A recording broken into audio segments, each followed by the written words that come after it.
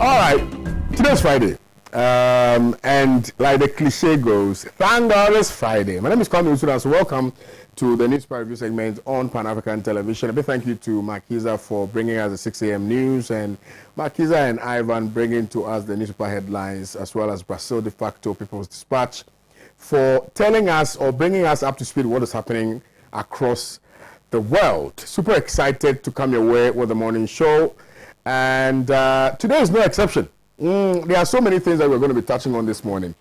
I'm going to be activating the phone lines pretty shortly, and I will give the viewing public an opportunity to also share with us what they are thinking this morning.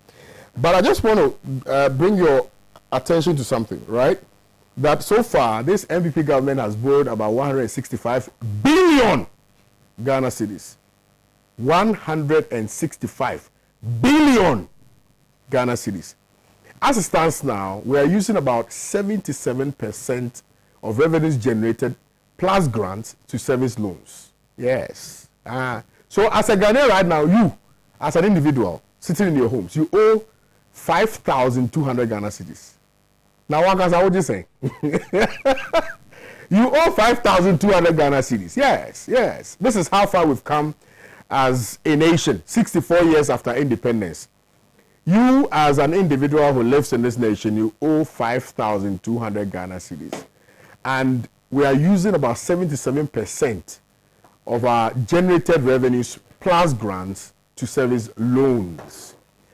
It's quite disturbing, particularly when we are hoping for a better tomorrow, particularly when we have to, at all material times, have within our thoughts posterity and what they stand to gain from our dear nation, Ghana.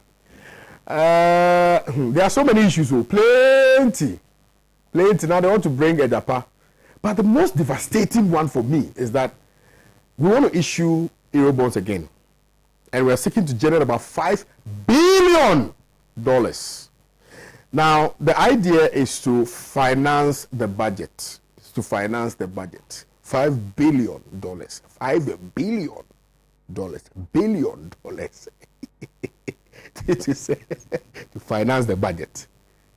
Anyway, so, and we're also told that Osenche Owusu will be, on behalf of government, reading the budget on the floor of Parliament today. What are your general expectations? What are you expecting to hear in the budget? Already we know that Kwame Pianin is admonishing government to be very circumspect with the promises that it's going to be making. And Kwame Pianin is suggesting that government ought to be candid with whatever it is that it intends to do within this first quarter of 2021. It's very, very crucial. So I just want to find out from you what your expectations are. What are you expecting to hear? What do you think should find expression in this budget? I'm going to be activating the phone lines now. I think the numbers are on your screens now. But when you call us, kindly lower the volume on your TV set before we can get the opportunity to speak to you. Comrade Bernard Mona is here seated. Protocol is here seated. We are expecting Honorable A.B.F. Husseini to join us, and then we can have, a better representative conversation here on the morning show. So the phone lines are activated. You can call us and share with us what your thoughts are. But also don't forget that the first State of the Nation address was delivered by the president, I think on Tuesday or Wednesday, thereabout. And there are so many things that he said. I mean, he said that Ghana... Hey, good morning, sir. Good morning, sir. I like your voice. What's your name and where are you calling us from? Yes, Enoch, calling from Asamankese. Hey, Enoch from Asamankese. Tell us, what are you thinking this morning? Hello? Can you share with us share with us what you're thinking this morning? Okay, Kwame, thank you very much for your hard work for Mother Ghana. Thank you. And I think for this budget, nothing new will come from this budget. It will be any party. Because it has happened before. And you, the youth, and we are not expecting anything better from this budget because we have seen some before. And anybody who has this nature of bad before, whatever he seems, even a whim, he fears that whim. So nothing good, better will come out from this one. Kwame, Continue work. May God bless you and your panel this morning. Thank you very much, Enoch. Thank you very, very much, Enoch, for your call this morning. Enoch called us from Asaman Kese, and he says, well, it is a hopeless, much ado about nothing, really. He describes today's unread budget as Wonchendi budget. It's quite interesting, that particular description given to the unread budget. We don't know what is in the budget yet, but I'm sure that he is gleaning from the previous budgets that we've read and the failure or successes that those budgets chalked within the previous administration. So yeah, I'm sure particularly his description of this budget as Wonchendi budget is flowing from the stream of the experiences that we've had in time past, particularly within the last administration. You can also call us with your thoughts this morning, and I'm just picking a few calls, so please let's quickly. Hello. Hi. Good morning. Hello. Good morning. How are you, sir? Fine. All correct. Is that one? All correct. All correct, sir. Oh, carry on, sir. Mm-hmm. I'm told that now, as a citizen of this nation, you owe about 5,200 Ghana cedis. Yeah. Do you have money to pay?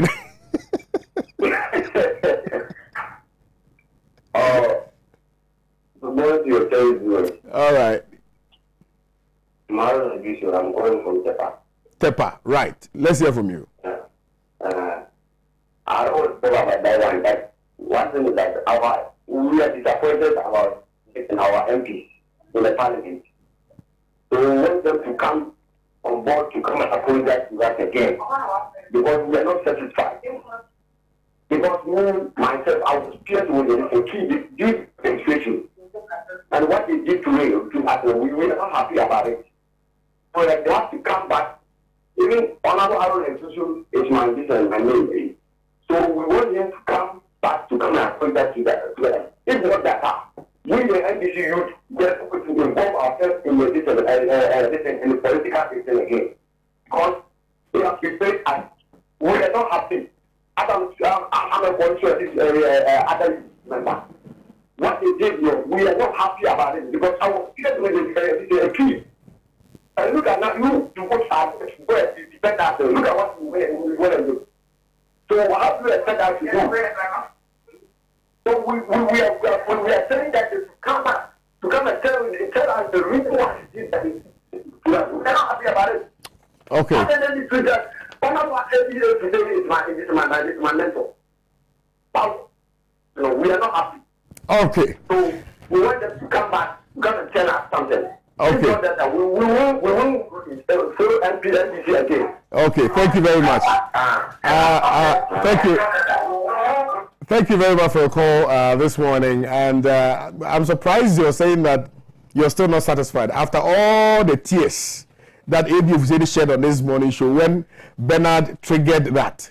Bernard was a qualifying trigger in making ABF shed tears here on Pan-African television. You are still not satisfied. Hey, I don't know what you want to. Maybe ABF has to shave his beard. Hello, good morning, sir. Hello. Hi. Good morning. Good morning, sir. How are we? You are doing good, sir. How are you too? We can't complain, no.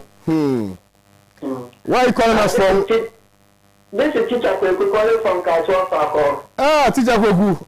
Ottenden. Yes, sir. I've been here. Very good. What do you have to tell us this morning, sir? It's very frustrating what you are facing in Ghana now. Very, very frustrating. And I don't know. What did you just listen to from the president? The state of the nation or the state of the future nation? If you replace state of the nation, we want to find out what our current state is at the moment. How many hospitals do we have? How many of them are functioning? How many SS schools did Mahama build? How many of them have? How many of them are fully working? We didn't hear all of this, and you are talking about what you will do in the future. I don't know whether I don't understand English. But what the president did was not state of the nation. We are in this country when our debt, it was people talking. I think the country was collapsing. Now we've gone past the 70% mark. And those who were making noise that 69%, 70% was done, but we can't hear from them again. I mean, I don't know where the country is heading towards at this moment. It's serious. It's serious. It's serious. It's very, very serious. And for this budget, to be frank with you, there is nothing. There is nothing. Thank you very much. There is nothing we are going to hear that is going to change anything. We Right. are not going to be moving as we have been moving for the past 7-8 years. Thank Wow. you very much, sir. Thank you very much for your time this morning. I appreciate your call. And it appears majority of Ghanaians do not have hope in this budget that is about to be read by Oseche Mensah. But I have a fundamental question that I would ask Bernard Mona on the show. Who prepared the budget that is going to be read by Oseche Mensah? Because we know that the finance minister is unwell. We know that the finance minister is out of the country. I don't know whether he's back or not, but from what we know, he's not in the country. Now, if he's not in the country, who prepared the budget? Yes, good morning. Hello, good morning. Good morning. Can you please tell us your name and where you're calling us from?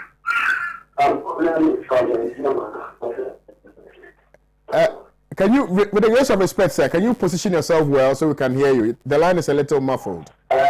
This is Frederick Mona calling from Esiama. Frederick Mona. Okay. In fact, I'm very sad this morning. Why? In Ghana. Why are you sad? Look, I see Ghanaians, our leaders are taken us for granted. And my brother Frederick, I think you need to take care of my little brother or sister. Because, you know, the little brother or sister is crying and you need to attend to him or her.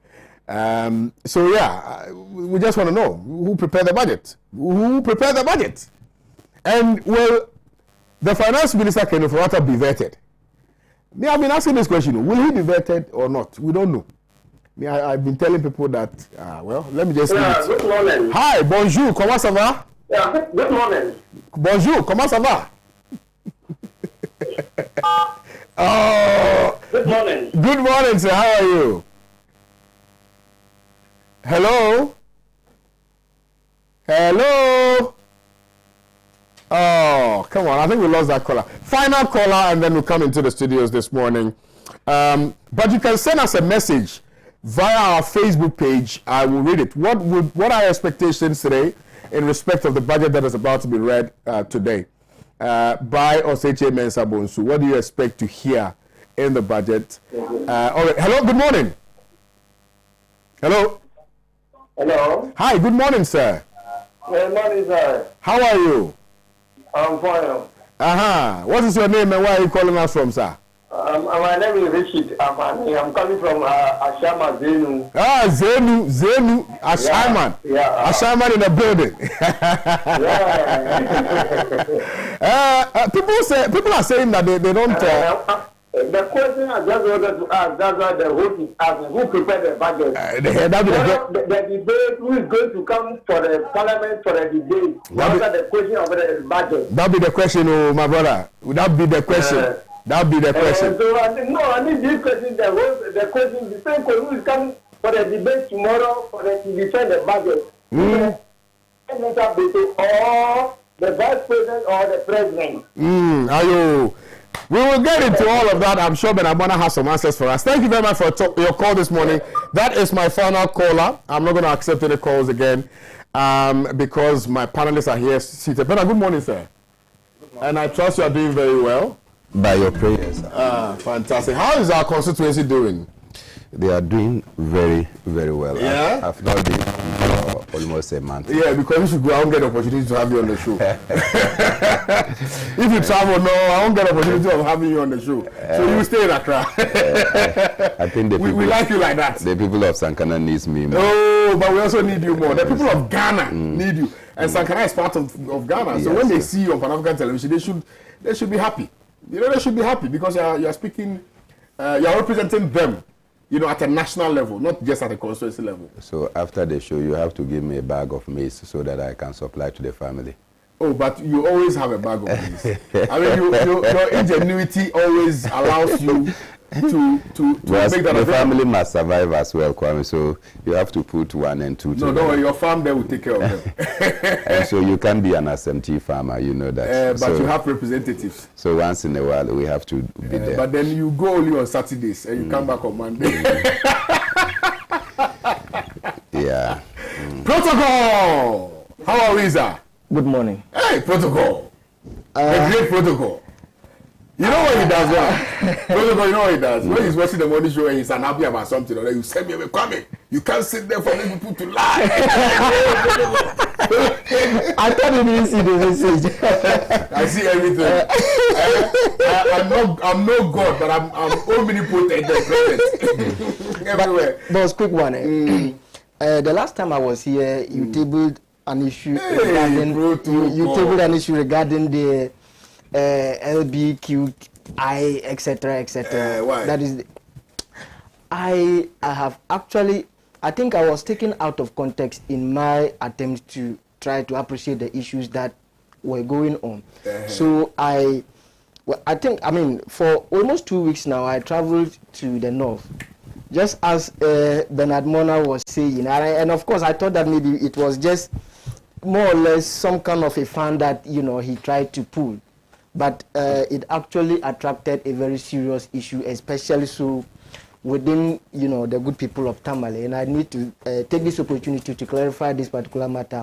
Once and for all. It appears... Let him finish and I'll get back at him. It appears what? Yes, so I was taken out of context. And let me be very, very categorical on this particular matter. Yeah. I don't in any way support lesbianism or any other thing that has to do with contrary to your first opinion. People trying to, as it were, what is it called, arrogate this particular, you know, analysis to me. Is it bad I want to support them? Is it bad? I don't support Are they them. not human beings? Don't you have bigger things to worry my about? religion, He's a socialist. He should know better. I don't know why he was criticizing. Please, Bernard is a socialist. If you may, socialists. Mr. Tony, if you allow me to just clarify this thing, because if anybody hold on, if anybody trembles with indignation at every injustice, he should be concerned about it, because the material conditions of the people are not divorced from the material conditions of the people. I mean, are you allowing the young man to make his point? No, I'm actually trying to. You are getting at him, man. I want to corner the guy again. I have not said anything. Have I? Oh no, you have not spoken. I can sense another mischief potentially coming. That will be coming from you. So, the quick one. Your boss. I don't support LGBTQI plus.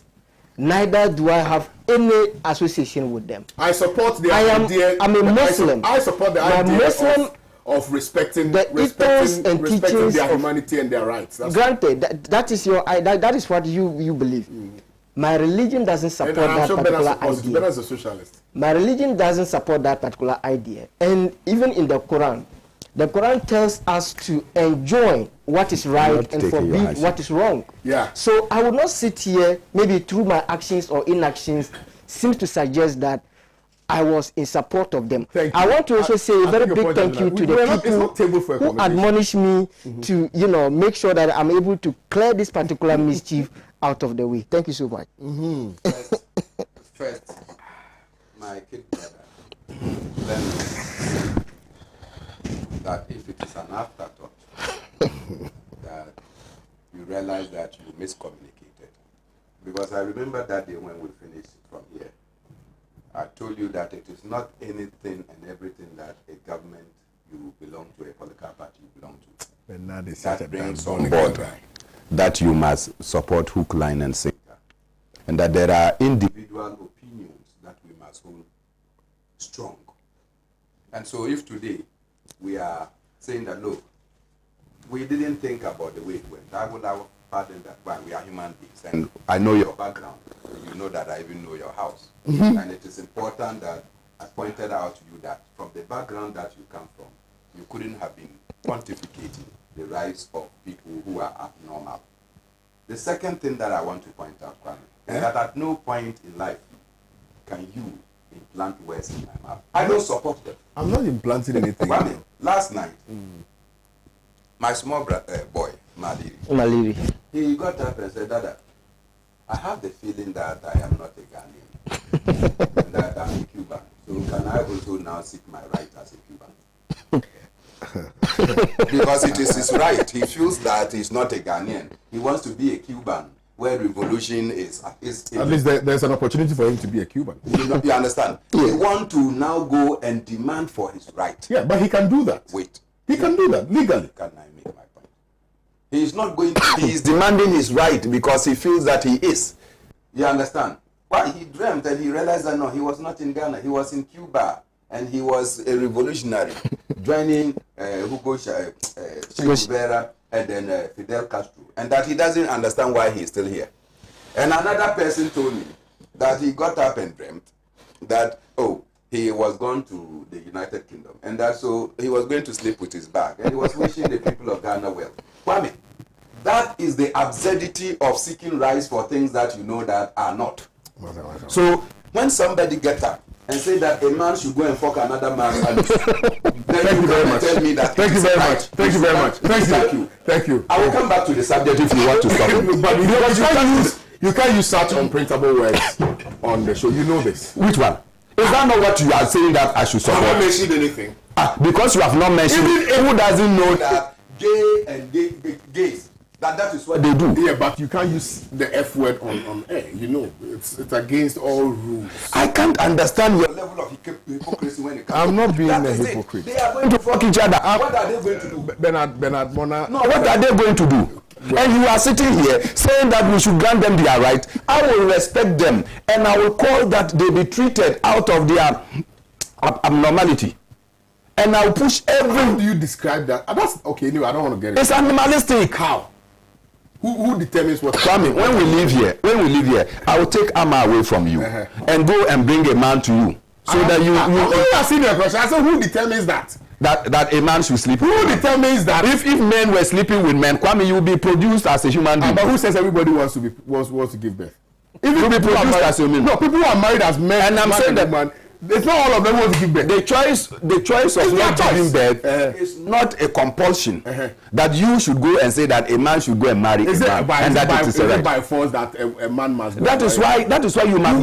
That is why then you must take away every other inhibition on human rights. So allow us to smoke. Allow us to prostitute. Who is? But prostitution is that. Allow us to arm rob. But people are robbing. Allow us to belong to countries without any inhibitions. But people can go sit here and be justifying. People can go there and naturalize. If you want to be an American, it's easy. You can decide go there. You can go and naturalize. When you go to marry, do you need another person to come and give you right to go and marry? That is why. Because it is wrong. That is why they are seeking a right. Who determines what is right and wrong? Are you God? There is no law. Are you God?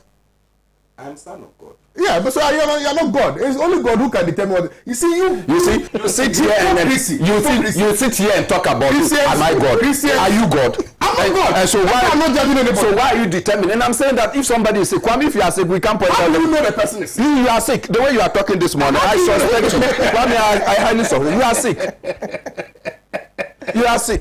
This morning when we finish, I will convey you to you see. Don't do that. You ask men to go and yank another man's anus. I'm saying that. Who determines what is right or what is wrong? Who determines it? Every human being have their own conviction. And I'm a boy. But you know. I am convicted of Kwame. You are a madman this morning. Well, that's your conviction. Yes. And I know that I'm not a madman. You are. But you can think, I can't. Right. You say men should go and do turumu. Mumburi no mumburi. What is this? Well, let's proceed. Let's proceed. Stop those.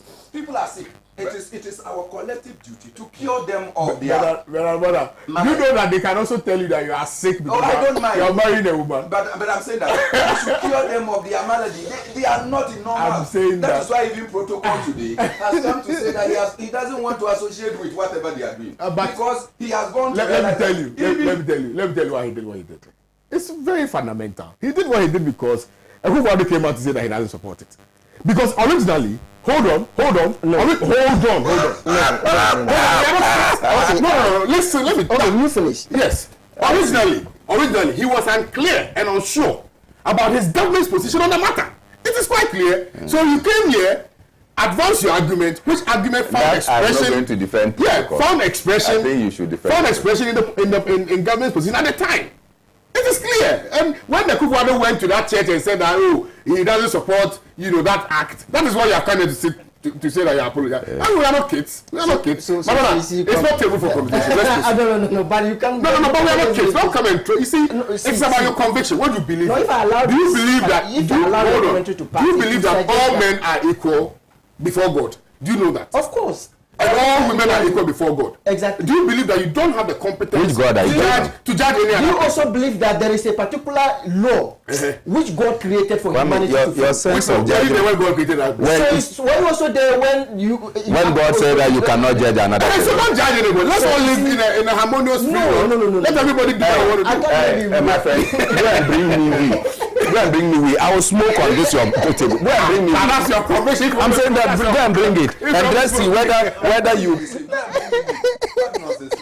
Go and bring me weed on this show. I will smoke. and I will accept that it is my right to smoke wherever I want to be. Why are you doing things that you know that they are not justifiable?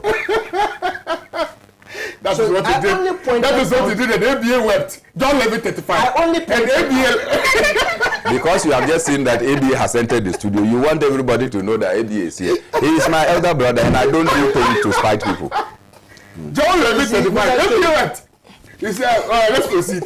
Right, so the WhatsApp number will be put on your screen very shortly. You can join in the conversation. Ethiopia's leader faces intense pressure to end Tigray war. Budget today, first to be read by non-finance minister. That's captured by the Daily Graphic newspaper. Defense minister calls for probe into electoral violence, the Ghanaian publisher. Sona was pack of lies and campaign messages. CPP punches Akufo-Addo. That's on the front page of the Insight newspaper. These are the topics that we've tabled for our conversation today. Be sure to join in the conversation. Send us your views, your comments, your opinions, your thoughts, your disagreements, whatever. On the show, we'll be more than willing to read them out here for you. Now, Honorable Master, you've gone down too much. Why? It's okay. No. Bring it up a little bit, please. The man is already. Honorable, how are you? By the grace of Allah. You are fine, eh? Inshallah. Oh, Mr. Benson, need to move so I can ask him questions. Honorable, how are you? Alhamdulillah, by the grace of the Almighty. Did you sleep well? Oh, Alhamdulillah. And how are the people in Sagnarigo doing? The British By people. the grace of God, they are fine. They are fine. Fine. Yeah. Resolute and committed. Your video has trended, Pao. I posted it on my Facebook page, and now you have about 13,000 views on my personal Facebook page. Kwame, I'm just a fallible mortal. But people say, you know, the caption that made me very excited. Yeah. It said John Levin 35. Yeah. And ABA wept. what is in John? Jesus wept. So you can imagine the caliber of Jesus Christ weeping. So who am I? A mere mortal. A useless mortal like me. He was an exalted of God. You can imagine. Look at the difference between me and Jesus Christ. Yeah. So if he wept, me is no news. Oh no, but somebody called this morning and said that yes, you wept on the morning show. Yes, you are very remorseful about what happened. They are still not satisfied. They want you to shave your beard, and then they know that yes. I'm sure this one is. Let me for want of a bit. Let me for want of a better term. Kwame, this one is it coming from a collar? It was not from the collar. It is from Kwame's own suggestion. It was Kwame who suggested that you want the ABA to shave. Now you are Putting it on the collar. So I'm sure you want to kill a mosquito. But brother, you can't pick moves about. You can't pick moves about. Your head is always still. I said that you said that I trembled. Indignation, eh? So this is an injustice. Brother, I love you. Anyway, not in that, I love you. You're my brother. Anyway. Anyway. I will not agree. Oh, Bernard, Ethiopia's leader faces intense pressure to end Tigray war. Bernard, let me start with you respectfully. I have my big brother, Nuruddin Halidu Domagbre, and his many friends, and I want to salute them for their fortitude. I also want to salute elder brother Alhaji ABF Hussein. Even as we finished the show that you said I made him to share a tear, it still took me, so I didn't know Alhaji know Accra so much. I sat in his car.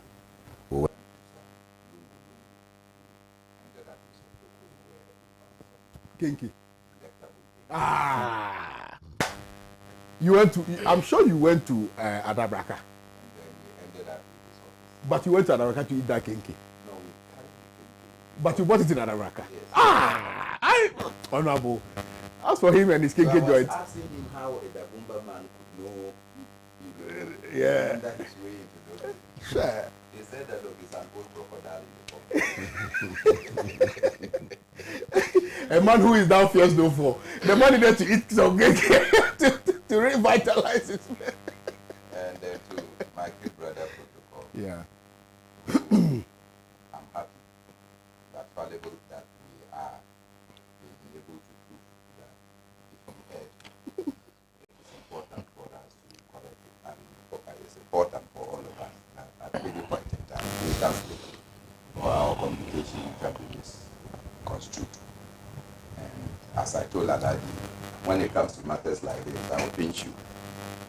I think that I did that to protocol. I didn't mean any harm. So if you went home and then they gave you some few slaps,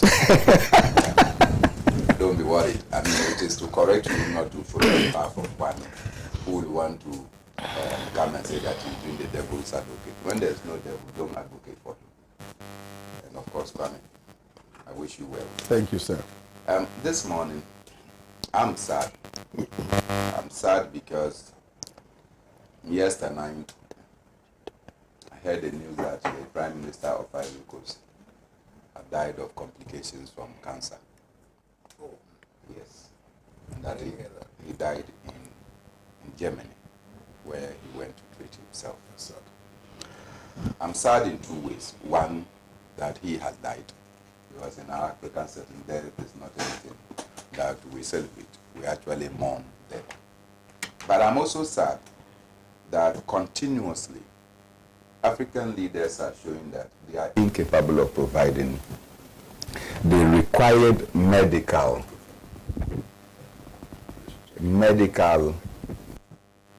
conditions that can enable us to treat and purge ourselves of certain ailments. And that at any point in time when an African leader is befallen by some ill health, the best we can always do is to fly the person out of our continent in search of better medical care somewhere.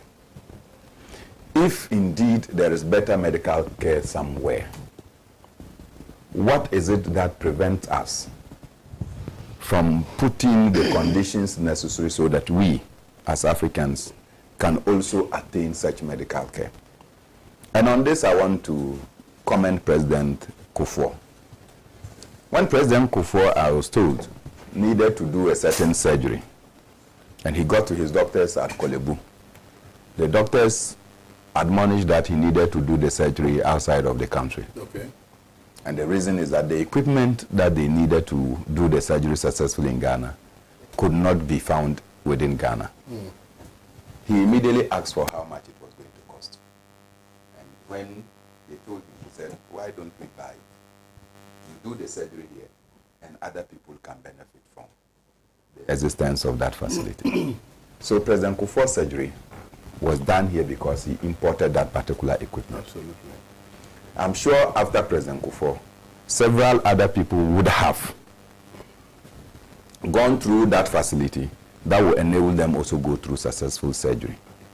That is what I look for in my African leaders.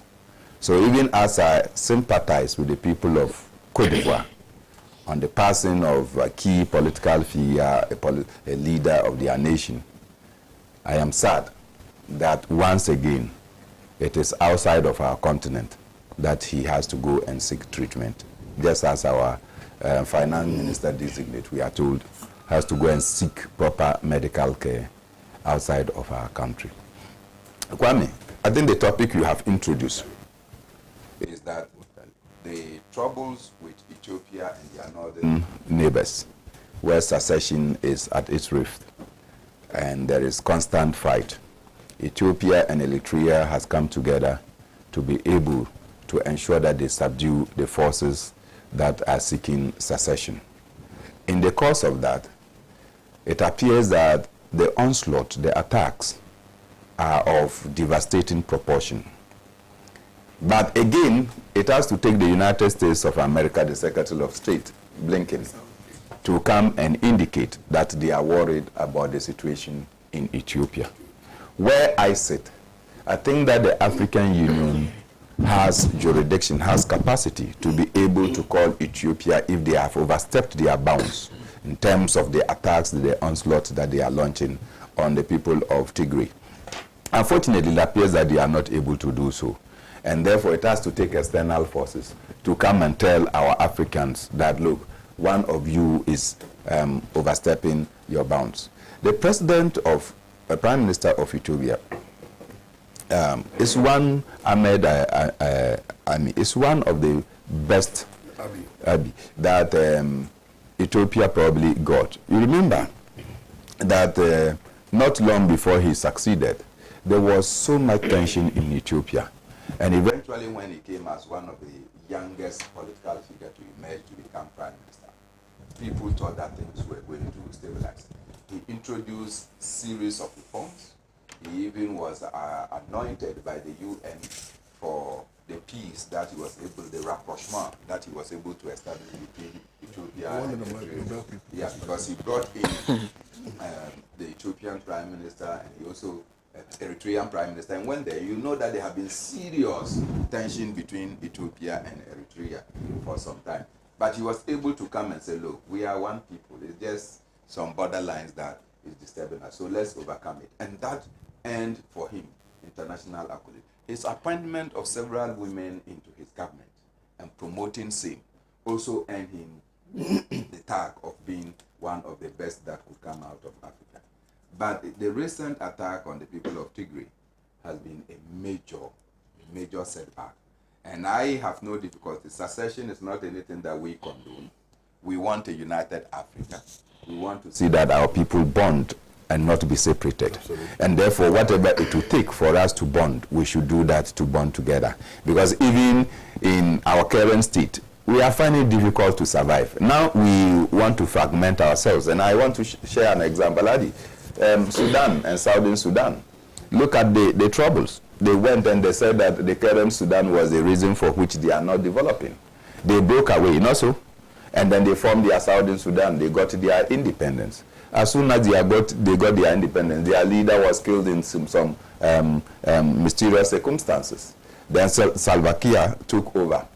And then since then, they have not known peace because they have Riek Machar and others have been fighting, and then they cannot be able to even exploit the resources of their land for the development. So it is a place for constant peacekeeping, and it's a place of constant violence. So separation or secession does not necessarily deliver the development that we need. And so that is why I am opposed to any attempt by any group within the continent to want to say that we want to break away at a time that we should be thinking about one thing. How do we unite? How do we combine our forces to be able to defeat the colonialists in their disguised form that they continue to exploit Africans, take advantage of us? Our many young people cannot find jobs, yet Africa is so rich and our people are poor. That is what I want to see, that the people of Ethiopia, Eritrea, and the northern regions of Tigray, they are able to come together to overcome this. The human rights atrocities that are occasioning there are unacceptable. And it is important that these condemnations should not be coming from outside of the continent, but that they should come from within. Protocol. Yeah, I think that just as Bernard Mona have actually indicated, this particular issue started somewhere in November 2020, where a group of people within the Tigray region want to call for a secession, that is, to put it bluntly, a separation from the Ethiopian, from Ethiopia as a country.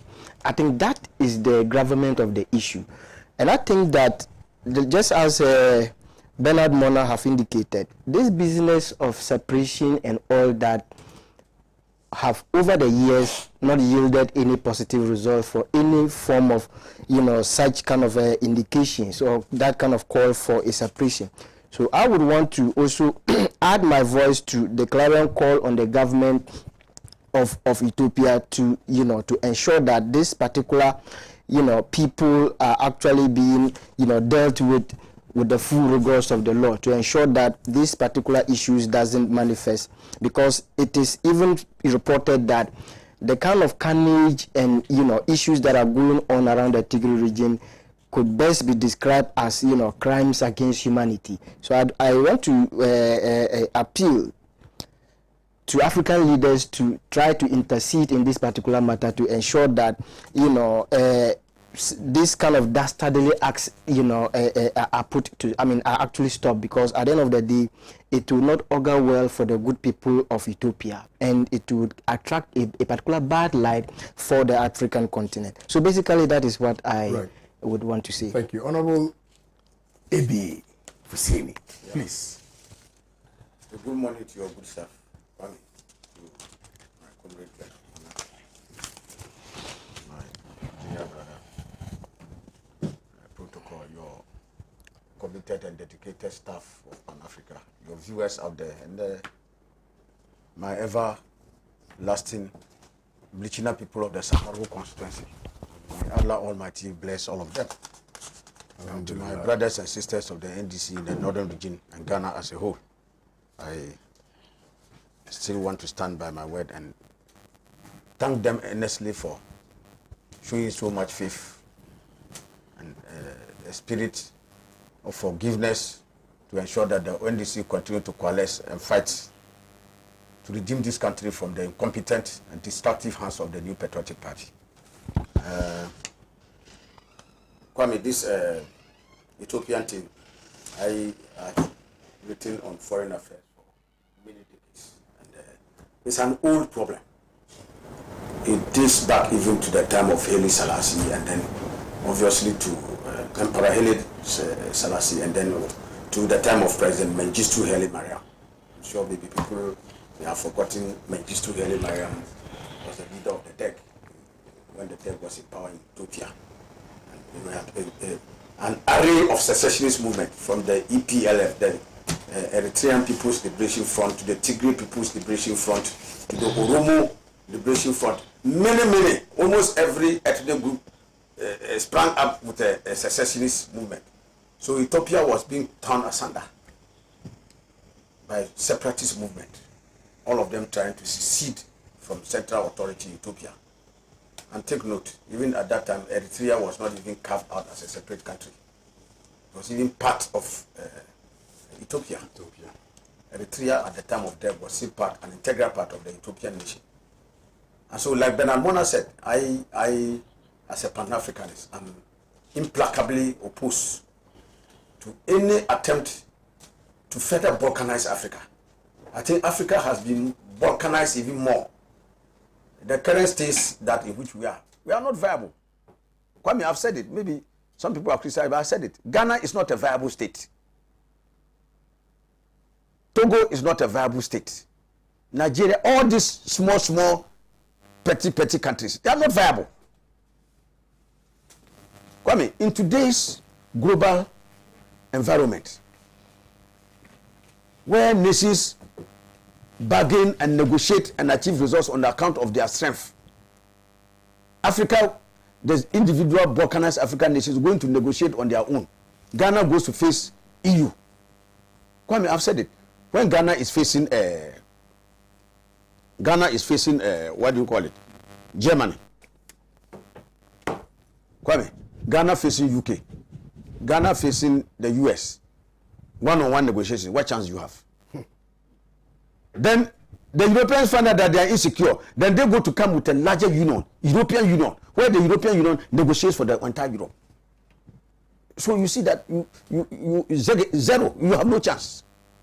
So you invariably be consigned to the sidelines, the fringes of global interaction. But I thought the European Union was born out of the after effect of the Second World War. No. That was 1990. Look, even before the European, let me tell you that history to it. When Osajifo Dr. Kwame Nkrumah was expounding his not only theory, but his action of Continental African Union, there was no EU. Even as at that time, I can tell you that they borrowed positive even ideas from Kwame Nkrumah. Okay? So there was no EU even at that time. When great African legends like Nkrumah were expounding that the panacea for Africa's economic woes resides in a Continental African Union government. So that is the common platform. So Kwame, to go and get further balkanization in Ethiopia, they have now been split. Eritrea is now an independent country. And then within again, you have secessionist movement also trying to break the country apart. It's a disaster.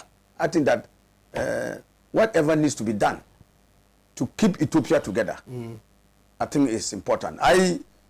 Without any prejudice, I also disagree with certain aspects of the handling of the matter by the Ethiopian government. You know, the Ethiopian current political arrangement is anchored on a significant devolution of power to the regions. So the regions enjoy a greater degree of autonomy in the management of some of their affairs. And so when it came to the issue as to whether they should vote now or postpone the vote, the central government had opted for the postponement of the vote. But the Tigray area, the authorities in Tigray thought that no, the election should go ahead, and went ahead with the elections. And that is the flame that was ignited that created this problem. So I think that it should still be possible for some degree of rapprochement. The AU, I know, has tried to step in, and take note that the headquarters of the AU is in Ethiopia. So that's what I've been saying, Kwame. When your watchman also needs security, then you as a landlord, you are in serious trouble. The AU headquarters is in Ethiopia, which is supposed to help fight conflicts. And there's conflicts in that particular area, which is even eating that country up. So we are in trouble. And so I think that we should redouble our efforts to get the Ethiopian government and the Tigray people to sit down and look at the way forward. Thank you very much, for Africa. Honorable A.B. Fuseni, for that submission. Right. Let's move on and look at some other issues here. We're coming back home. I think one of the most topical issues has got to do with, I'll save the budget for last, but I think we should start with the SONA. Yeah, we should start with the SONA. And on the front page of the Inside Newspaper, it's quite clear that CPP obviously is punching holes into that, and the minority in Parliament have also indicated that this SONA that was delivered by the President was a pack of lies. There were untruths, the President peddled untruths, and I think I've also had the privilege of bringing out some of the issues regarding, for instance, the fact that we export, tomatoes and plantain to our neighboring countries. There are 130,000 tons to our neighboring countries, and I found that to be very laughable, really. And I stated it clearly here, not to spite anybody, but I think that the truth must always be spoken. Also, the President indicated that they had given out laptops and free Wi-Fi to the various senior high schools we have in this country, and we did our own checks. It's not true. Some people have had some. I think the Wi-Fi was so, but it's even limited to only the teachers. It's not for the benefit of the students, etc. So there are a number of untruths in there. Bernard Bona, actually no. Protocol. Yes. Do you subscribe to the assumption or assertion that the State of the Nation address that was delivered by His Excellency Nana Addo Dankwa Akufo-Addo was full of lies? And maybe your justification for that admission or otherwise. Now, thank you very much. Right. I think that the leadership of the CPP have not done good to this country by making this particular wild, assertions regarding the State of the Nation's address. I thought that they would have come out with, for want of a better expression, further and better particulars to back their claim on that particular, issue that they are raising. So for me, it is just an invitation. It is just an invitation, to discuss issues that are non-existent. The president in the delivery have actually made categorical statements and, and brought out a true reflection of the state of the nation. I don't know which particular angle that you want us to touch, but very critical among those particular issues that the president touched on has to do with the current conundrum that the entire world is facing. That is the COVID-19, and the president had actually carefully tabled, or if you like, walk Ghanaians through the processes and programs that the government of the day have actually embarked upon to be able to, as it were, surmount this particular problem of the COVID situation in the country. A plethora of issues that the president have actually, as it were, indicated. Right. So for me, I actually wanted to, hear the nitty-gritties of those particular, assertions that the CPP as a political party in terms of their leadership are talking about. I think that if you would permit me, there are, like I said, there are a number of, if you go and look at page 5 of the State of the Nation's address, and the president speaking. And if you permit me, let me just quote this particular one. Let me, with the greatest respect to you, bring your attention to, because it appears that you are indicating that CPP did not ground their assertions on any foundation. And I think that it's unfair to them. So I just want to, with the greatest respect to you, address your mind to some of the things that, found expression in their release. The CPP said the president failed to expatiate and address Ghana's ballooning national debt, currently standing at approximately a whopping 297 billion Ghana cedis, which represented close to 78% of our gross domestic product. So that's one issue. The CPP further noted that its research has revealed a contrary view by the president that there was no food shortage in the year under review. That's also another issue. The statement said the country was dependent on the importation of food, agricultural products, rice, maize, tomatoes, and poultry products, chicken, to supplement local production. That's another statement. They continue to intimate that in the year 2020, there was a massive shortage of maize, tomatoes, and basic food items in the country. The question is then asked by the CPP that why are Ghanaians paying exorbitant prices for foodstuffs in the market when there is a complete food glut in the country? The CPP quest. The CPP also added that it's disappointed and dismayed that the president in his address did not touch on the issue of corruption and did not give any clear roadmap and commitment to fighting this menace and canker. The statement promised that, okay, right. So the CPP further indicated that it finds it surprising that the President Nana Akufo-Addo did not state the position of government on the matter of LGBTQ+. That's also another issue. And then they say what? So these are a number of issues raised in respect of their statement. So it is untrue if you say that they did not have any basis at all to make the statement. Please proceed. So you see, you have further exposed that particular issue that I'm just trying to talk about. They have not attacked the issues on the ground. They only created their own, questions and tried to answer them.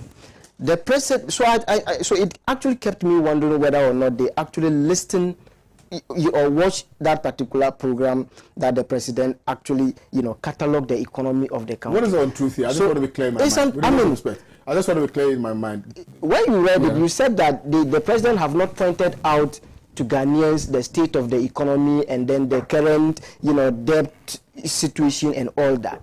So if you permit me, please just listen to what the president said.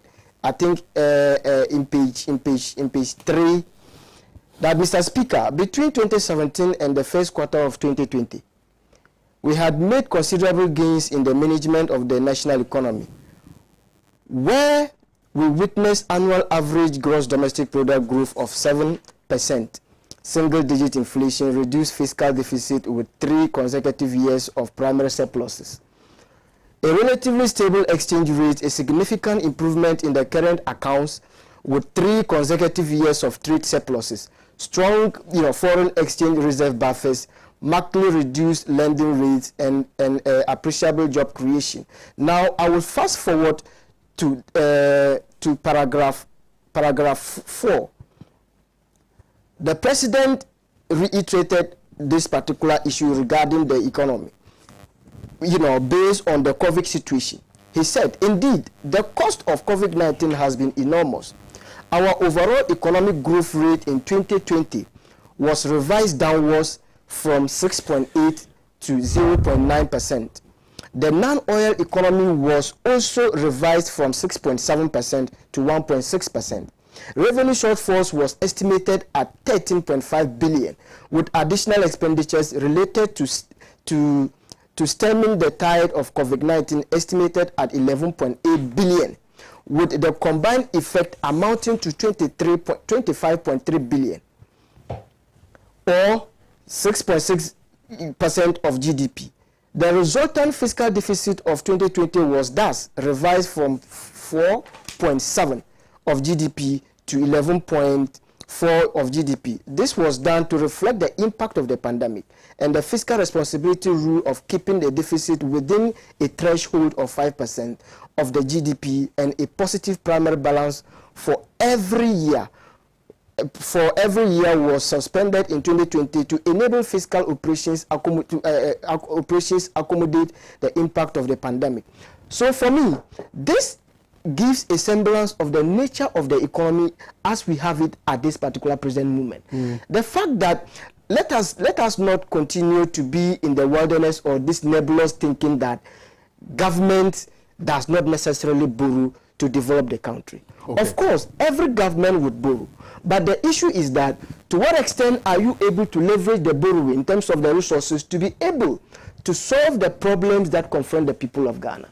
That for me is where the questions should be attributed to. As we speak today, the president, from the State of the Nation's address, have mounted a very robust, if you like, a very robust economic, paradigm, if you would permit me, to the extent that an amount of 100 billion has been earmarked to be able to solve the infrastructure problems of this country, which has been popularized into a particular known as the Obatampa budget. So for me, let us try to look at whether or not this particular Obatampa cliche is actually going to solve the problems of our hospitals, problems of sanitation, problems of unemployment situation, problems that actually becomes the order of the day. That for me should be the focus for our discussion. The person or the CPP also talks about some idea that the president have not actually made mention of issues regarding corruption. And almost every time when the NDC administration wants to talk about corruption, they quickly go and talk about the Ejepa deal. Now, Honorable A.B. Efuseni, sitting here, is an MP for Saanargu constituency. Somewhere in 2008, when this particular issue of the Ejepa deal was, tabled for discussion. 2018, you mean? Yes, 2018. You said 2008. So. Oh, yeah, it's 2018, not 2008. That's what you said. 2018. Through, and of course, it has a history. that particular issue of the Ejepa deal emanated from, a minority's contribution towards, a particular enactment of the law to ensure that our mineral, our mineral income, resources or investment fund was created for that particular purpose. So for me, you cannot, as a minority, you cannot try to criticize something that even once upon a time you tried to, as it were, also navigate through that particular waters, but you were not able. Now, the truth of the matter is that they always talk about the Ejepa deal, but thankfully, when Martin Amidu came out with that particular report on Ejepa, and unfortunately as it was, and which I even indicated here, you cannot just write a report without listening to the other side of the story. And in law, that is the what's called the OD altering pattern rule. It is so basic. Why didn't you give the the finance minister the opportunity to also, as it were, give more than Amido? Please, Bernard Mana, you are distracting me. Go ahead. You should have allowed him to also make an input so that you would factor it in your presentation. That for me was very critical. Now, all in all, and I was happy when the Attorney General, the Minister designate in the vetting process have indicated that there was nothing Nicodemus about the Ejepa deal and issues surrounding it.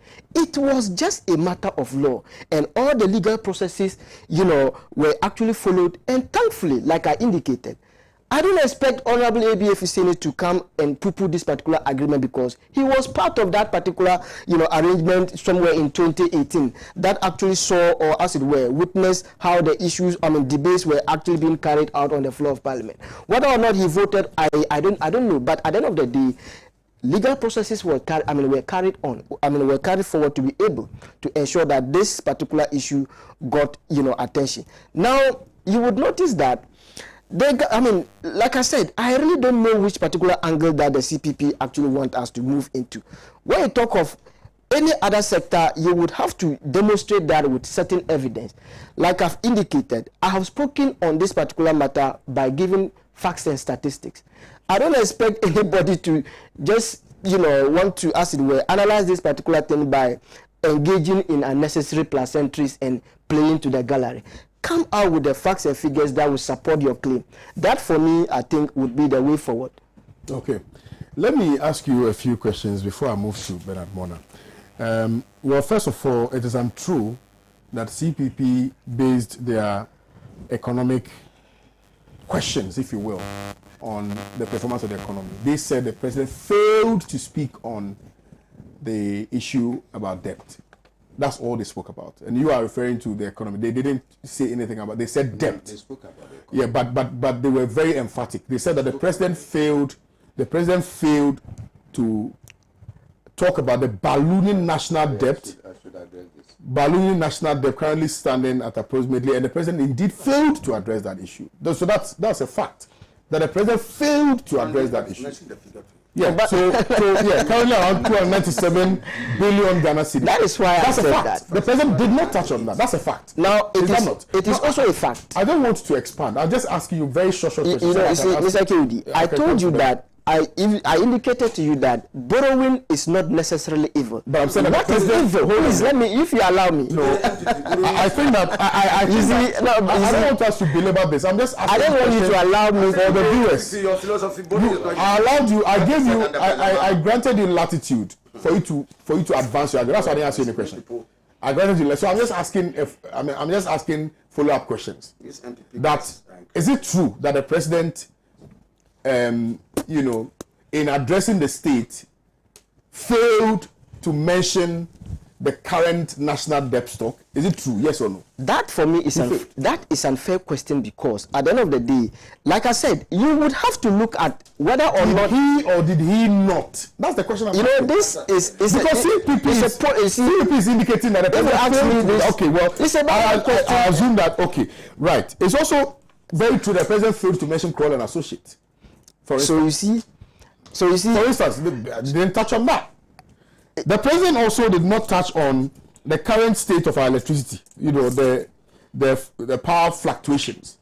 They advance the argument here that the president should have touched on the current electricity fluctuation, and it's very worrying. If there's power shedding, if there's load shedding, whatever, the president should have touched on that. The president failed to touch on that. Is it not a truism? That is typically unfair to demand of the president because, listen, you do not expect. Of course, the nature of the Ghanaian economy is such huge that every sector, of course, actually demands a necessary attention. But the fact of the matter is that you do not, or you don't necessarily have to expect every single budget line or every single infrastructure policy to be, as it were, talked about. What drives production? Come again? What drives production? Of course. The nerve center of what drives production? I would, if you ask me, what if I tell you land drives production? What would you say? Are you kidding me? Yes. Is land not a factor of production? Okay, I see your logic. Well, I mean, you understand? I see your logic. So in 2013, 14, there about when we were plagued with Danso, and you people together with some conspiracy theorists indicated that because as a result of Danso, production was on a decline and people were not making money. That was a lie. So you see, that was a lie. So clearly, from what you are saying, that was a lie. Look, it was not even the NPP government that even came out. Look, civil society organizations, including Imani Ghana, let me make that particular point, including Imani Ghana and ISA, came out and talked talked about the issue of Danso as at that time, and indicated that the daily cost of Danso was in excess of $2 million United States dollars to the economy. At least we knew the figures. We don't know about that was very telling. We knew the figures. We don't know about that was very telling. Independent power producers are complaining bitterly. You know that they've not been paid. Anyway, but let me come to you. The State of the Nation address. CPP obviously is not happy and have come out to punch holes into the sonnet delivered by the president. Please. Nana Akufo-Addo, whilst he was in opposition, had indicated in locus classicus that when the Constitution says we must present the state of our nation, it envisages a scenario where we will talk about where we were, how far we have come, what promises we made, what percentage of the promises we have made, and what we intend to achieve in the coming future. Obviously, that particular definition given by President Akufo-Addo, if you subject what he presented to Parliament, you realize that he did not meet the tenets of his own descriptions. What is the state of our nation? We have a very deplorable economic situation where unemployment is on the high. The state of our nation is that currently, as we speak, there is maize shortage in the economy, and that there was low harvest for maize this year. Whatever the factors, we can be debating the factors later, but there is low harvest of maize. Most people who planted maize will tell you that the yield was not as expected. Maize is not just for us to eat tuozafi or to make porridge or to eat kenke, apple, and banku. Yep. Maize is also used in the dietary supplements for our poultry feed and what have you. And therefore, when you come to animal feed, you realize that the shortage of maize has a huge impact on the agricultural sector. So when there is shortage of maize, it is important for the president to allude to the fact that this year there was shortage of maize. Indeed, last year, we saw a huge campaign launched by many people, including the CEO of City Media, you recall, that they were now going to be champions of local rice. Eat local rice. Why? Because there was glut of rice in the Fumbisi Valley area. Any president that is sensitive to the promotion of the sector that employs the majority of your people will talk about what steps we are putting in place in order to ensure that going forward we do not have rice produced in our country and getting rotten and sold at knockdown prices in the Fumbisi Valley area, and that government has taken steps to be able to overcome the challenges that confront us. President Akufo-Addo was tongue-tied on this matter. He did not say anything about it. He took delight in talking about GDP in my purview that he doesn't even understand in total. Because when you talk about GDP, and I've insisted time without number, that GDP does not represent a fair assessment of the health of our economy. If you want a fair you say, yeah, you mentioned it, you say gross national product. You understand? It is not a fair assessment of the health of our economy. When you talk about GDP, it's talking about the total sum of production that has taken place in your economy within a particular year. That total sum includes what the Chinese are producing, what the Australians are producing, what the Indians are producing, what the Americans are producing, what the Burkinabes are producing. Telecommunication, South Africa. You understand? So at the end of the day, when you sum all these things and come and say that that depicts the health of your economy, there is something fundamentally wrong with you. Because your health of the health of your economy cannot be depicted by things that are not owned by you. So I cite the example. If you go to the oil sector, you own only 13%, 13%. But they will calculate GDP on 100%. The mining sector is 3%. When you go to the mining sector, you own less than 3%. When you go to the telecom sector, you don't own any of the telecom providers. So every Friday today, go to the airport and you see that MTN will come with a plane. They are carrying dollars from your country and taking them to South Africa and many other places. You own nothing. So anybody who wants to talk about the health of your economy should be minded that GDP can never at any point in time represent that health of your economy. You should be talking about the gross national product, which eliminates what the foreigners have produced and taken away, and left with what you, as Ghanaians and the government, you own. By the time you do that, you will have a paltry less than 9% of what is produced in this country. That will give you a fair understanding of the economy of your nation. You don't understand. And they go and write things for you. And you come and say that GDP has grown. GDP has grown to the benefit of who? To the benefit of Glo. Do you own Glo? No. Do you own MTN? No. Do you own Vodafone? Do you own Tigo Airtel? So when GDP has grown, it has grown to their benefit. You have collapsed almost every indigenous banks or bank in this country, except a few of the state banks.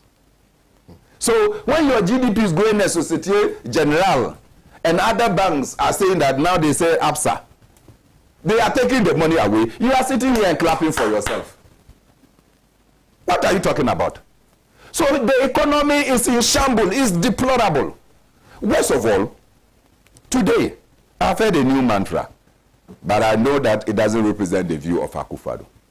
Because President Akufo-Addo has made all of us to know that the Etisikaso and so a comedian. The vice president told us in Kaswa that he has worked in the Bank of Ghana and he knows that Ghana doesn't need to go out to go and borrow money. That all the money we need to develop this country is here in Ghana. What are you talking about? You have borrowed to the extent that our borrowing has now reached a crescendo of 298 billion. Representing 78% of all the revenues that we generate in this country. So that is what we use to service our debt. You should be ashamed. In delivering the state of the nation, you should tell us that, look, I'm fortunate when I was outside, then President Kufuor will admit this anyway. When I was outside of government, I said that we could find the money here. But the reality is that we can't find the money here. Why can't we find the money? We are no more sitting on the money. And so you come, and I push that aside. Kwame, what hurts is that what is the state of the one village, one dam? What hurts? What is the state of one district, one factory? What hurt? It is what is the state of the one constituency, $1 million. What happened? President did not have to talk about these things. And so today, President Akufo-Addo does not talk about when I took over, this was the debt stock and the economy is not doing well, GDP is at this. President Akufo-Addo is tongue-tied about it. In any case, when you come and tell me that GDP is growing, I will constantly ask you, as a development economist, I will ask you, who is the beneficiary of that GDP? So it doesn't add up. We must face reality and know that GDP can never be the determinant of how well we are doing. Kwame, but I was not shocked. My shock came from the fact that President Akufo-Addo, in asserting his victory in the elections, did not lament about the many people who lost their lives. Did not lament about the many people who lost their limbs. And people who have been rendered perpetually incapable of using their energy to do anything as a result of their determination to get the elections done. So you should be worried that in coming to the victory that you chalked, quote, you chalked, but people died. Could those situations have been avoided? Any person would have been sensitive and interested in ensuring that we are able to speak about these matters. The president did not find anything wrong. All he was interested in is that he won elections and that the victory was affirmed by the Supreme Court. So, is that all there is? That we are talking about the state of our nation and we don't know that a chunk of our population suffered deaths.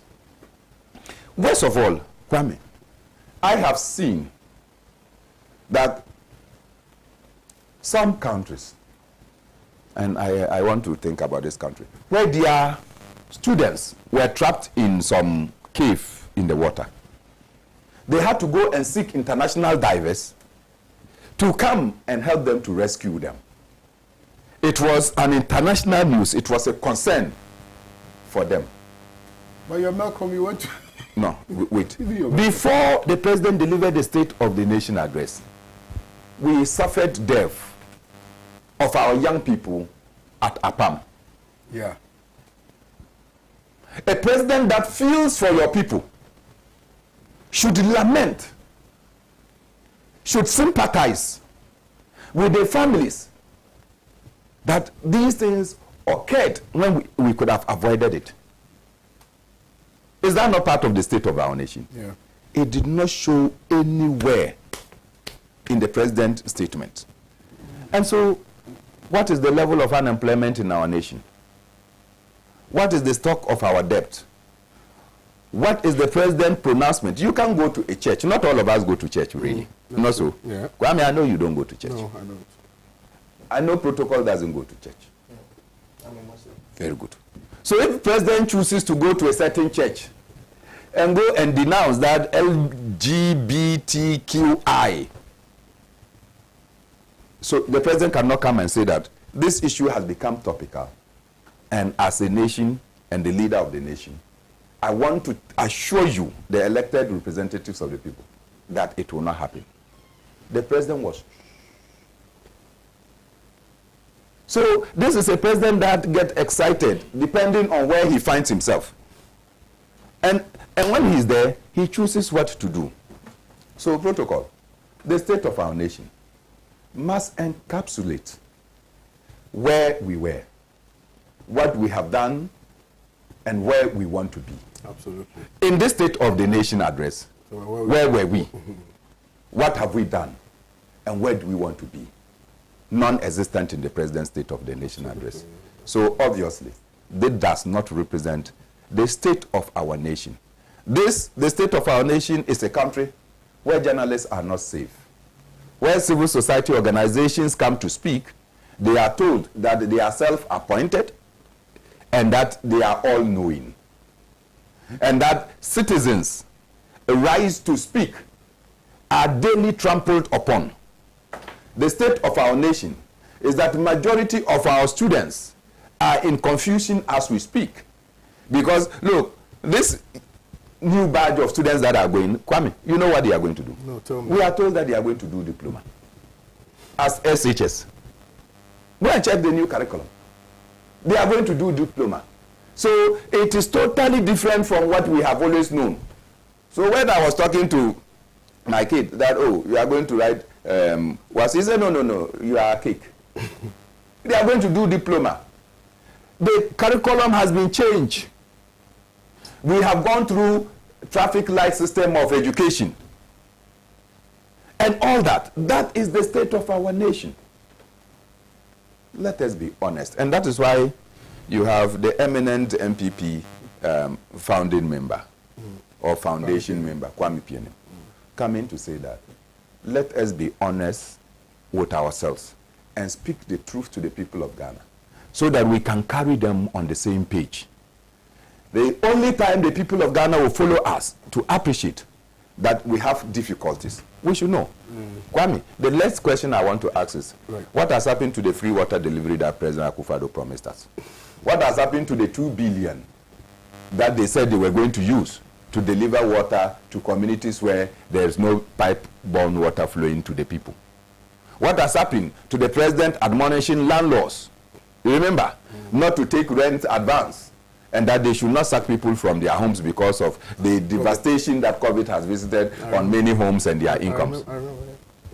These will constitute a reflection of the state of our nation. Thank you very much, Bernard Bona. Well, you can share with us what your thoughts are via our WhatsApp and Facebook page. The WhatsApp number is on your screens now. Facebook page, obviously we're streaming live. You can watch it on several other platforms. I'm also on Twitter, so you can share with me your thoughts on Twitter as well. Kwame Owusu Danso on Twitter. Kwame Owusu Danso on Facebook. Kwame Owusu Danso on Clubhouse. We're now going to hear from Honorable A.B. Fuseni. Lesa. Thank you very much, Kwame. See, Kwame, I've always said that a man who has no drum to beats his chest. And proclaims, like this? Say, me, okay, like that, okay. It's empty. Go and look for a drum. Look for a drum or a flute to blow your achievements. That is the sad story of the MPP. Kwame, the saddest thing on Tuesday, I think it was Tuesday. Yeah. One almost thought that the president was addressing an MPP rally. Huh? Oh. Yes. Why, Honorable, why? Kwame. Yeah.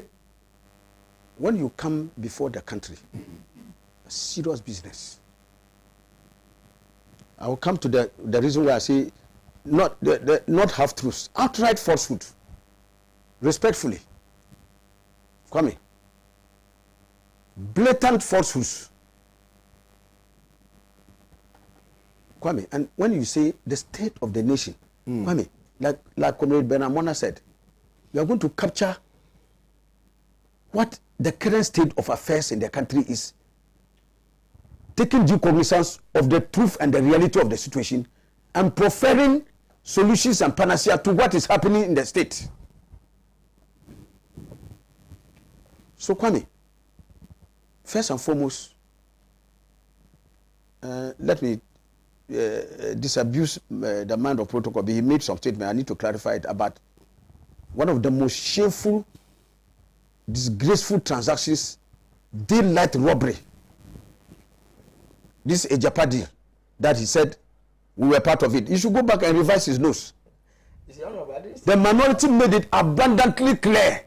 In fact, from the very onset that Ejapa deal was laid on the house. Protocol. Let's allow him. We saw that it will not see the light of day. And we fought it all the way. And even boycotted the vote on it. We did it. At any stage of the transaction, speak one word in favor of Ejapa. Never. So let me disabuse your mind of that. We were never party to it. Yes, you can say Parliament passed it with this. Of course, that was the majority of the MPP had a majority then, so they passed it. So you can rightly say that Parliament passed it, but don't say the minority was complicit in the passage of Ejapa. Never. So you see. So I'm putting it on record. Mr. Gildi, I have to come. I have No. Because of time. Please, I know you. Otherwise, let him say what he wants to say. I didn't say you were part. That's what you said. Please listen to me. Okay. You said perhaps he didn't pass it. He wasn't part of the. What I said was that Parliament Assad 2018, in collaboration with the minority MPs in the House, Pass that. came and okayed a particular legislation that Which is not true. Please, No, that is the minerals royalty. that is just Yes, the kind of but you said a Japan. So what is called the Japan issue Japan was a special emanated out of that particular. You see, Japan was a special as a special purpose vehicle and which is for encumbering our mineral resources. Yes. That's a different matter. Yeah. I know So don't link it with the general I'm passage. talking about the passage of the Mineral Royalties Act. You then for sing the with that. fund. If you had left it You there, understand? no. If you had And left your I first continue statement, to- no. If you had left your first statement at that, I wouldn't have challenged you. You then took out a Japan as a basis said of which that- we lent our support. I didn't say that you supported it. This one protocol said that. I said what I meant you supported it. Byproduct of the Exactly, that was what I was Yeah, but saying. you elevated a That Japan was what I was saying. So made it don't look as create if the any minority issues out of- was complicit in the support for a Japan, which is not true. Particularly at the time that the minority are being kicked. I think that what he's trying to suggest is that That is why Japan was just a fallout. Yes, part of the Mineral Royalties Fund. from the act that was created for the purposes of mortgaging our for the purpose of monopolizing our minerals. Exactly, that was just what I was trying to say. We are in a dialogue and a debate as well. You ought not to leave those issues murky, because anybody who sees it murky will come after you. What was the purpose of that the act that was created? What was the purpose of it? Exactly. You The see, act. What was it? You see, Kwame, I don't want to be diverted. No, but It's one with of the clarity. purpose. What was the Clarity. act? You What was see, the- yeah. it was basically an attempt to introduce some sanity into a situation where our mineral resources, the control is not there. Like Ben Amona said, we have mined gold for all these years. How much control do you have? So that is the wisdom behind You understand me? Japan. Please, let me- But please, that's what I'm saying. I don't want to get Okay, so let's not But go there. Kwame, Proceed. Kwame, Yes, sir. I felt very, very sad that the president had the one of the best platforms, Kwame, for uniting this country. Okay? And he blew it to pieces. He was gloating in the success of a Supreme Court, a controversial Supreme Court ruling. I found out to be very, very. A ruling, childish. Kwame, which has even Oh, Kwame. What do you say? I won by 7-0. Wait, Kwame, I'm coming. but Allow me to talk. KOD, you cannot just Honorable, say go this. ahead. Go ahead. Kwame, he was gloating in the success of not only a controversial, a ruling that has even been under fire. It caught fire. Kwame, if you speak to millions of Ghanaians today, they don't have confidence in that ruling. Millions of Ghanaians have even since rejected that Supreme Court ruling. Okay? So there's no confidence in that ruling. And it doesn't inure to the benefit of the confidence of the people of this country in that system. And Kwame, you get this platform, and one of the things you do is what? You are gloating in a 7-0 victory. Who did not know about this unanimous thing coming? It had been unanimous for day one.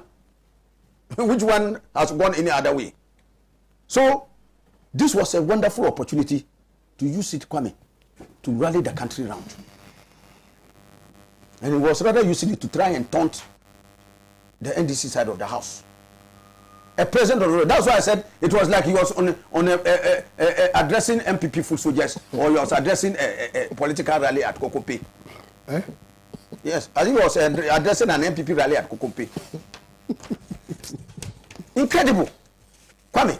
And Kwame, look at the celebrating of mediocrity and infamy.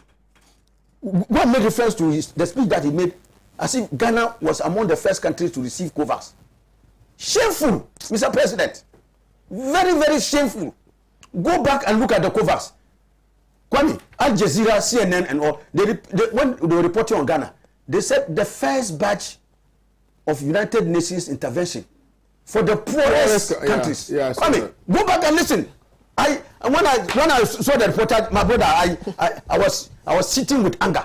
Kwame Nkrumah's Ghana, described as among the poorest in Africa. No, the poorest, because it's the first. Yes, and Ghana, among poor countries, Kwame, among poor countries, Ghana was elevated as the first of the poorest. And we were among the first of the poorest to receive aid. And Kwame, you are celebrating this horrible infamy, this image ready thing that is imposed on the country. As among the first of the poorest countries to receive aid. And when you are going to be, you organize a ceremony to celebrate this terrible infamy. And it finds mention in the President's, that's why I was coming to that, that it can find mention in the President's State of the Nation address.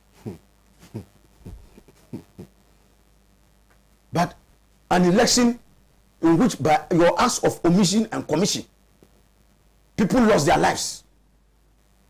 Kwame, 7 people lost their lives. My brothers Alasan and all those people who lost their lives.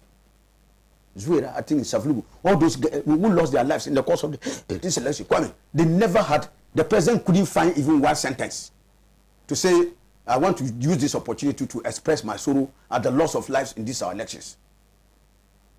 Steps will be taken to find out what happened so that we don't, in subsequent elections, no single life of a Ghanaian will be lost. Kwame, he conveniently ran away from that. Not a single word. But Kwame, these are the matters of our democratic process. Kwame, in any country, the people are your most precious resource. And so when you lose one life, it is one life lost too many. Okay? So in every civilized country, in every visionary president who is addressing his people, Kwame, the loss of one life will be a significant thing, not to talk of over 7 lives. Kwame, that were lost. The president conveniently ran away from that. He didn't want to touch that. And Kwame, I think that Ghanaians as a whole, we need to celebrate this. These are the true matters of our democratic process. Who paid for our democratic process the supreme sacrifice of their lives. I want to salute every one of them. And may the Almighty Allah give them grace and give them rest in his bosom. Kwame. Yes, sir. Every single Ghanaian was waiting with bated breath to hear from President Nana Akufo-Addo about the most vexed issue of our day. Kwame, I'm not a Christian, so I beg you forgive me if I quote wrongly from the Bible. Maybe you can, I don't know whether it's from Genesis to Ecclesiastes or Revelation. That what does it profit a man to gain the whole world and lose his soul? Yeah. If I'm wrong, correct me. That's one there is correct, but I don't know where it is in the Bible. Kwame, the soul of this nation is anchored on God, on Allah Almighty. The preponderance of our people, Kwame, are religious people. Muslims, Christians, traditional African people, Zoroastrians, whatever you want to call them, they recognize the Almighty. Kwame, and the Almighty in his infinite wisdom has decreed man and woman as the basis for procreation. Kwame, I lie? True. It is only man and woman. Kwame, if they lock me and you in this room for 100 years, we can't bring forth a child. I lie? If they lock Amma and respectful Kwame, I beg you, this one forgive me if I not the best example. Or if they lock Fadila and Ivy in this room for 100 years, they can produce a child. I lie? So that is the basis of this our society, and that is the recognition. I, as a Muslim, I see it as a satanic practice. LGBT. It's not acceptable today. It's not acceptable tomorrow. So it can never be bound to happen. Kwame, Ghanaians were waiting, and I've heard the likes of Protocol and others, the MPP apologies, saying that the president went to some obscure church, in the corner of some obscure church, whose total population constitute an infinitesimal fraction of the population of this country. They don't even constitute 0.00001% of the population. They don't. And then he went to that obscure church and went and made a pronouncement to the effect that he doesn't like or he will not support LGBTQ activities. Kwame, you are whining in your room, and then they give you an opportunity to blow your flute outside and trumpet your achievement. Which of them is better? When you are whistling your achievements in your room, and they give you an opportunity to blow a flute outside and tell everybody, which one is better? The state of the nation before the August House of Parliament is the biggest platform the president can ever have. To tell the people of a country what the state of the nation is and what he likes and what he doesn't like. You will get that opportunity, you run away. He chose conveniently to run away. His loud silence, Kwame, was running away. The president ran, as somebody said, he ran away. Like the primaries in your constituency. Yes, he ran away. Kwame. Which of the primaries? The primaries he contested. PNC or CPP? No, the NDC primaries where NDC primaries, nothing happened in NDC he primaries. contested, and I mean there was. My contest, I want clearly. There was not a single incident in that primaries. Nothing happened in my primaries. Go and ask people. It went very peacefully. Okay. So Kwame. But in all honesty, Alaji can run compared with Kwame. So Kwame, this was a sad commentary for many people. Bernard touched on it too. And Kwame, because why was he running away? Perhaps not only is his statement coming back to haunt him when he said that it is bound to happen, but Kwame, people see that even at a certain point he had some cozy relationship. You know that the Prime Minister of Luxembourg, yeah, who is a gay, came with the partner to the Flagstaff House. But don't go there. I'm going there. I'm going. I'm there. No. Honorable, you see. So some people see that it is possible that if he makes that statement, his gay sympathizers and friends, the money will not come. Hey. So there must have been some aid. And Kwame, you know, recently the European Union and some other things came out with something. You know what was there. So Kwame, let me leave it there. This issue of what do you call it? Corruption. When the president was in opposition, he was started as an anti-corruption crusader, ally. He was started as an anti-corruption crusader. And he said, these are his own words, that he will, among others, he will fight corruption with the Anas principle. True or false? And that the evidence that we get on tape from the likes of Anas, Arimia, Anas, he will take direct action. Kwame, fast forward, he becomes president. How many tapes have Anas submitted to the president? I'm sure by now Anas himself has lost count of the number of tapes from the GFA to the Interministerial Mining Committee, where Charles Bisu was receiving fat envelopes. You saw the weight was even taking him down. Fat envelopes. All those other things to other evidence that he made available. What has happened? Not single. Australian visa scandal. Kwame, where they went and put the name of Ghana in gross disrepute. Was it people of Mars who committed it?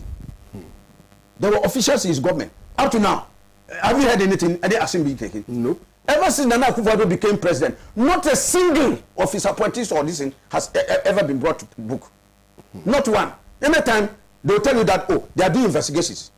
They use the euphemism of investigations to buy time and kill the issue so that nothing ever happens. So not a single appointee alleged to have been involved in acts of corruption has been taken on by his government.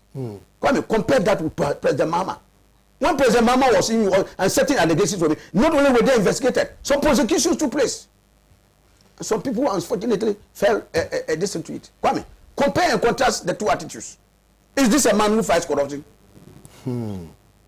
Is this the attitude of somebody who can fight corruption? It doesn't happen. Kwame, as for debt, let's not talk. Why he ran away from the debt? And I've said it. When you make the hyena the caretaker of your crown, don't expect to come and find one animal alive. He has a voracious appetite for meat. He will eat everything. Kwame, when NDC was exiting office, President Mahama was exiting office on January 7th, 2017. the total national debt was 120 billion. The 120 billion was independence. From Osajefu, legendary Osajefu, Dr. Kwame Nkrumah, to President Mahama. If you want to count the government's brekete. 120 or 122? 120. A reconciliation, the MPP sought to raise the figure. But the reconciliation that was done between the Control Accountant General, Minister of Finance, and the Auditor General brought the true figure of 120 billion. So it's 120 billion. Let's even grant the 122. That's the, you know, MPP, when it's against you, they raise the figure. And very soon you see that when any, Kwame, let me tell your station and any time MPP sends figures to you, don't be in a hurry to embrace the figures. Cross-check, and very soon you are going to see some figures coming up. Okay. A lot of the figures are padded. MPP has an insatiable appetite for padded figures. So a lot of their figures are not credible. Kwame, and I'm just indicating to you, that was the debt. In 4 years, and take note that Nana Akufo-Addo in opposition said, Yetisikasu to come the ally. True. Maybe my tree is not good. I'm not saying it well. No, it's well. Yetisikasu to come there. No, be so. Maybe so, no. What has happened to him? Yetisika bebresu na konkuye. Today under his watch. So where is the sika that we are teeing on? We are teeing on Sikasu. And that they describe borrowing as an act of lazy governance. Kwame. And that it is a government of mediocrity that celebrates borrowing. Go back. Dr. Bawuya, he said he worked in the Bank of Ghana. He knows that this is a rich country. Ghana does not need to borrow to develop. Listen to him. Kwame. What happened? In 4 years, Kwame, they took the national debt from 120 billion to 298 billion. Kwame, when President Mahama was leaving, if you are going to share the national debt to every Ghanaian, you are going to get one Ghanaian getting, I think, 1,400. When Mahama left? Yes. Yes, that's true. 1,100 or so. Yes. Kwame, today, if you are going to share our debt, even those that are being in the process of being amortized are not even added. We are hitting 2,000 Ghana cedis per Ghanaian. Is it 5,200 or 2,000? 5,000. Hey, 5,000. Yeah. Sorry, 5,200. 5,300. And I'm saying that even minus the amortization of what we have now. Yeah. So imagine, from 1,000 something, Nana Akufo-Addo has sent us to 5,300 plus for every Ghanaian. So Kwame, I'm weeping for your generation and those below. Charlie, they go kill 100. They will come and ship all of you out and sell you one by one. If the current trend of reckless borrowing by this government continues. And I even hear that while the finance minister is not even well, he's still making plans to borrow, even when he's sick. The Eurobond, 5 billion Eurobond. You have heard it. Oh, I know. No, I've heard it. 5 billion. While the man is still trying to find a way to cure himself, he's looking for money to borrow and add plunge us into further debt. Kwame, have you seen what is happening with these people? And you ask yourself, all those huge sums of money that are going, where is the money? Nasikanu Wai. Kwame, for all that they have done, this government, in 4 years, Kwame, they haven't built one single hospital. Kwame, one. Pendwe, Ekome, Dakakulo, Zaini. Yes, Kwame, I will land soon. One single hospital they have not built. Once the president promised 350 senior high schools, one single one he has not built. Kwame, where is the money? Where is the money? And Kwame, I was talking about figures. The president in this book, The State of the Nation, Kwame, this one, we're talking about falsehoods. Kwame, he said that maize production has gone up by 110% under his watch. Kwame, I beg you. This one is his own minister. He's his own minister for Agric, who had earlier started, and when the reality came for him to prove, before the appointments committee, Kwame, these are the figures of even maize production. These are figures released by the minister of Agric himself. 2018, 1.8 million metric tons. 2016, 2017, 2,000. Then 2018, 2003. 2019, 2009. 2020, 1,000. 1.9 million metric tons. So 1.8 million, 1.8 million metric tons. No, not million. No, metric tons. Yeah, yeah. But the president said 130. Is it what they export? No, this is production. Production. He's talking about maize production. Ah, okay. Yeah. So this one is 1,800. This is 2,000. This is 2003 in 2018. 2009 in 2019, and it has dropped sharply to 1,009 in 2020. Where is the 110% increase? Even if you compare the last one we are dealing with in 2020 here, it's just barely. And consider the imports. Kwame, go and Google the U.S. Department of Agriculture.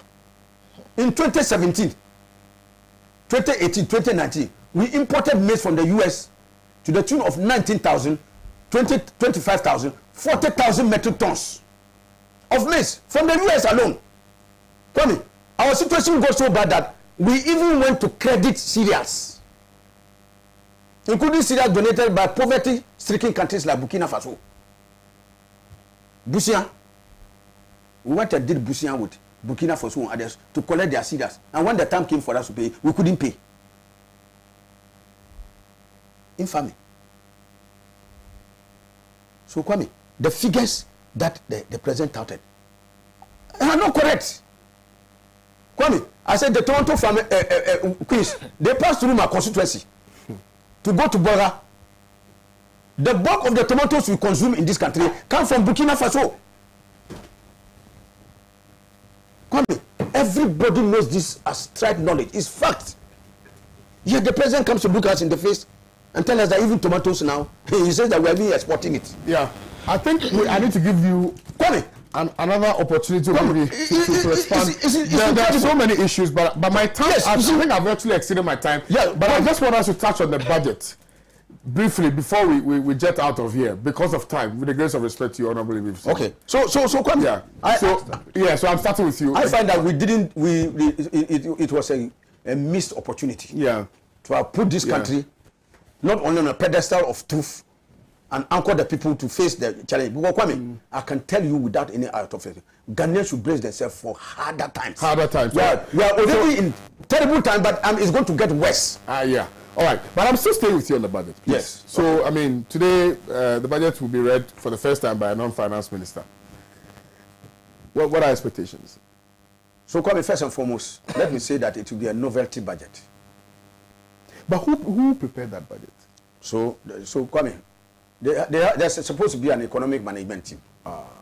Headed by Baumia. By the vice president. You know, Kwame, and that is one of the things I want to team there. In the president's State of the Nation address, he talked about, in his first term, a stable exchange rate. You remember? At a point, Dr. Baumia even said he had locked the CD up and given the key to the IGP. You remember? Before he left the police station, the exchange rate was galloping in front of him. Kwame, you remember Ghana was described, our currency, the CD, in 2019, was described as one of the worst performing currencies. Kwame, it got so bad that, you remember, the president had to set up a foreign exchange management committee. You remember? To see how they can manage the foreign exchange. And we all said, this is incredible. That the government had become bereft of answers to our problems. To form an exchange, and when Dr. Baumia was excluded from the committee, it became even a hula baloo. So if the currency was doing well, how did the government come to form a foreign exchange management committee? Horrible. Kwame, in the forecast of the growth for this year, Kwame, when you are doing a budget, you first indicate your growth potentials in the previous year, and then stand on that to do a projection. Kwame, our economy is supposed to grow this year, last year, 2020, 0.9%. The worst growth in the West African sub-region. But we know why, Honorable. Why? Burkina Faso, the COVID doesn't affect Burkina Faso. Burkina Faso. The COVID there is not in Burkina Faso. It's not in Mali. It's not in Cote d'Ivoire. It's not in Senegal. But Akufo-Addo says that despite World Bank's predictions, he is seeking. He wants to make the point that what crime has Ghana committed for 3.5% growth. Which one is 3.5%? He said that's the expectation that post-COVID we're expected to grow. Yeah, you see, that's what I'm saying. That Kwame, like it has been said, when you tout the resilience and viability of your economy, 2 weeks of coronavirus will expose you. They were saying that this is an economy that even if they throw something from Mars, the economy is resilient.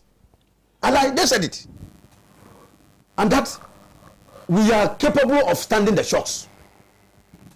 So Kwame, today, everything is being blamed on coronavirus. Kwame, Ghanaians are not fools and we don't have short memories. Before coronavirus started, we all know that the economy was totally on the brink of bankruptcy. We all know that. It was not a secret. Kwame, most of the macroeconomic indicators were not met. Revenue targets could not be met. The finance minister came a number of times and told us that we had at least about 3 billion hole to plug in the revenue system. So a government that cannot meet its revenues definitely cannot meet its expenditures. No, but I think I'll bring, because of time. Yeah, let me leave you here. I just started. I know. Let me leave you here. After the what are you reading the budget? I mean, what time will the budget be read, Honorable? Oh, I'm sure the minister is supposed to come in by 11 o'clock. 11. Yes. So by 1 it should be free, right? Right. Oh, but on this program I can't say. Okay. So your time. So 1 o'clock. No, 1 o'clock we can have, the platform, right? So you can have a whole hour to discuss the budget proper after it's been read. Deal. Deal. Thank you. Protocol. A lot of issues and miscommunications and, if you like, deliberate distortion of facts has been churned out, and I think that I would need some amount of time to just draw out this particular. Still going back to that, so I think that. Please, I beg you. I know.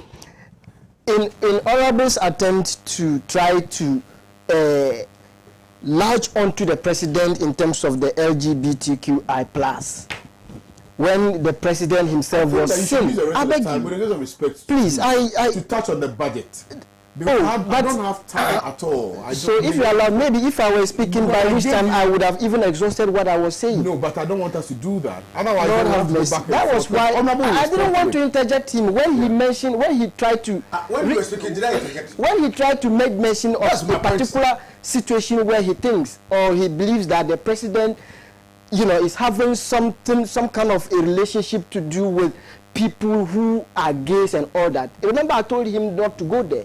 Because I remember very vividly when His Excellency the President John Dramani Mahama was to launch his book, a well-known gay activist by name Andrew Solomon came and, as it were, grace that particular occasion. So can we, by a stretch of that particular imagination, also say that because of that, John Dramani Mahama is and support gayism?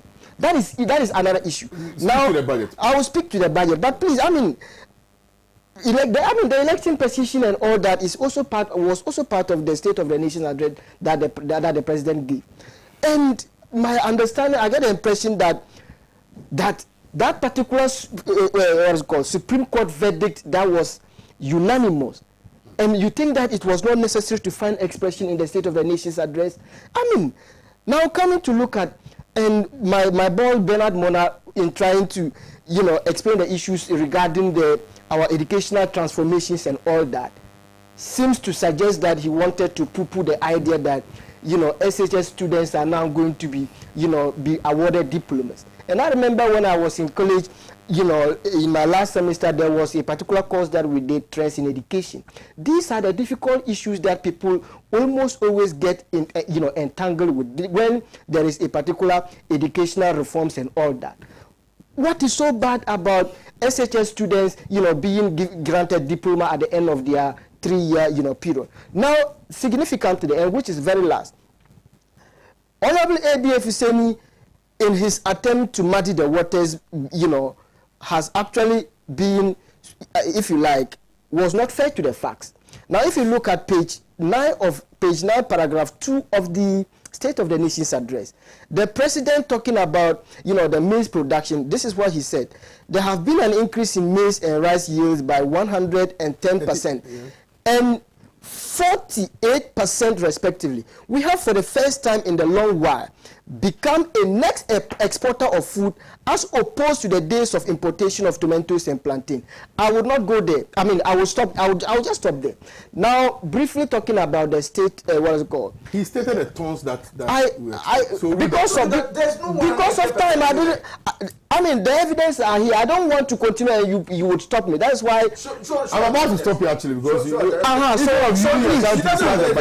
this is the evidence that I'm reading. This is. I said you have not read the. You didn't. I said that he said 110%. I noticed that you came with the copy of the State of the Nation's address, but he failed to avert his mind to I can even show you. No, that is why I'm saying that it can be found under page 8. And I said that 110 figure. So you see. That's what I'm telling you. So challenging the I would quickly go back. I will quickly just go to the issue. I quoted the figure and said that the president was. Oh, well, this is an necessary interjection. You see, you have a limited time. You have a limited time. 110% increase. I brought the 100. So what I said, I will continue to read. I will continue to read on that. Don't go there. So this is where that particular figure, that particular figure of the 110% can be supported. That the One Village, One Dam initiative, the One Village, One Warehouse policy, the establishment of the greenhouse villages, the revitalization of the cocoa and rehabilitation programs, and the reactivation of our aquaculture industry are the result for which this particular 110% increase in the production of maize has actually emanated. Now, quickly to talk about the issue of the presentation of the budget. Of course, it will be presented by the Honorable Osaichi Mensah Bonsu, who is the leader of government business. I think that you don't necessarily, because you wanted to find out whether or not, because the finance minister is elsewhere, because of that, maybe who is going to present the budget and who wrote the budget and all that. Of course, the government has economic management team, the economic management team. Okay. So I think that what Osaichi Mensah Bonsu only need to do is to convey what has been written by the economic management team. And then what is it called? It will be defending the budget. At the end of the day, of course, I mean, who will be defending the budget? Is the majority, members of parliament will be defending the budget. No. Don't forget that mostly the finance minister is supposed to come after, right, Honorable? So you see, don't forget that the fact that the question of who defends the budget is would be the MPs, in parliament, who would sit and defend the budget. So if you want to say that maybe because we are less sidestep or Honorable Osaichi Mensah Bonsu, what about this? Our deputy majority, leader. All right. So that is it. I think that, and for me, budget statements are just a wish list that the government envisages to continue to propagate. So I would want to, and of course with some kind of interest, to expect that the president, speaking through the Osaichi Mensah Bonsu will present a very sound budget that would encapsulate all issues regarding the economy and all other factors that would propel the growth of this particular Fantastic. Country. Thank you very much. Belamona, please. Well, we don't have a minister for finance.